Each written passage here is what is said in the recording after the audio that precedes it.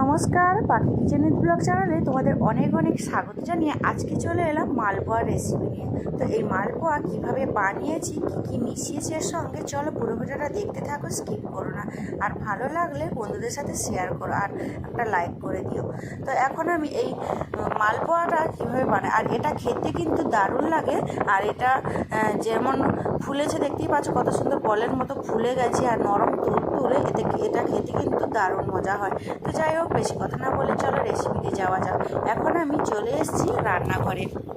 আর এখানে মালপোয়া বানানোর জন্য এখানে নিয়েছি এই বাটিতে 1 বাটি সুজি। এবার আমি জল দিয়ে এটাকে ভিজিয়ে রাখবো 10 মিনিটের মতো।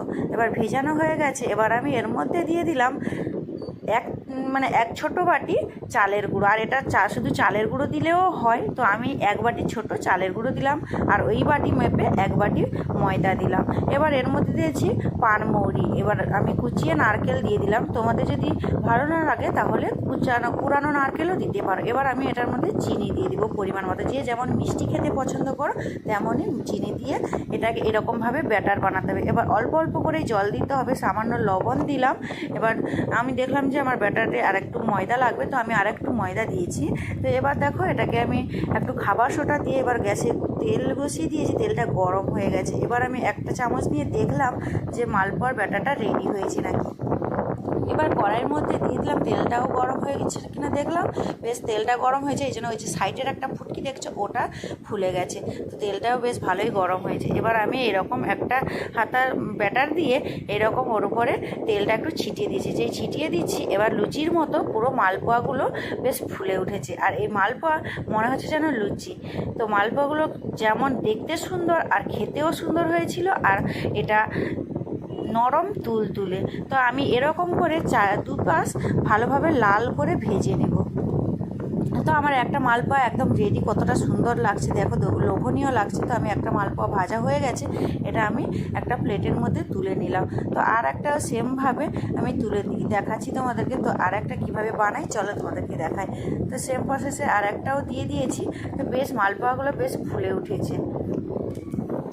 তো আমার ভিডিওটা কে কোথা থেকে দেখছো অবশ্যই কমেন্ট করে জানিও। আর ভিডিওটি ভালো লাগলে একটা লাইক করে দিও। তা এরকম নিত্য নতুন রেসিপি পেতে আমার চ্যানেলটিকে সাবস্ক্রাইব করে দিও। তো আমার প্রায় 3টা মালপোয়া রেডি হয়ে গেছে। এখন আমি নিয়ে নিলাম। এবার একটা প্লেটের মধ্যে নিয়ে নিয়েছি। আর বাদ বাকি যে ব্যাটারগুলো আছে সেম প্রসেসে এইভাবে আমি সব বানিয়ে নেব। তো একটা একটা করে তোমাদেরকে দেখিয়েছি। এবার দেখো, আমি 3টা একসঙ্গে দিব। একটা ফুলে গেলে আর একটা দিয়ে দিব। তো একটা ফুলে গেছে। এবার এটাকে পাল্টে দিয়ে আর একটা ব্যাটার আর একটা চামচ দিয়ে আমি সেমভাবে এরকম দিয়ে দিব। তো যাতে তাড়াতাড়ি হয়ে যায় এই জন্য আমি একটার পরে আর একটা দিয়ে দিলাম। তো অনেকে হয়তো ভাবতে পারো জ্বলে যেতে পারে, একদম একটার সঙ্গে আর একজন লাগবে না, কিন্তু পুরো আলাদাই হয়ে যাবে। তো দেখো, একটা মনে হচ্ছে লেগে গেছে কিন্তু লাগেনি। এবার আমি একটাকে পাল্টে নিয়েছি, আর একটাও সেমভাবেই দিয়ে দিব।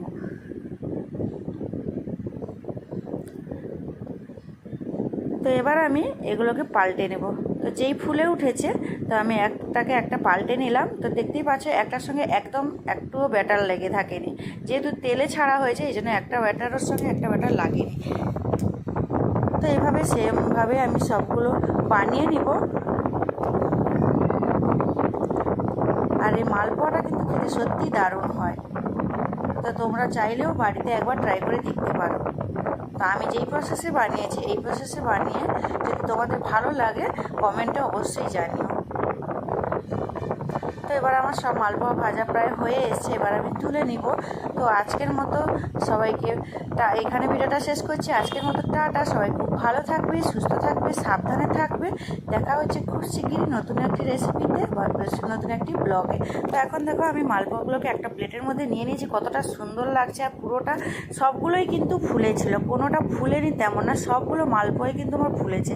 আর কতটা গোল গোল হয়েছে দেখতে, কতটা সুন্দর লাগছে। দেখো, আজকের মতো টাটা।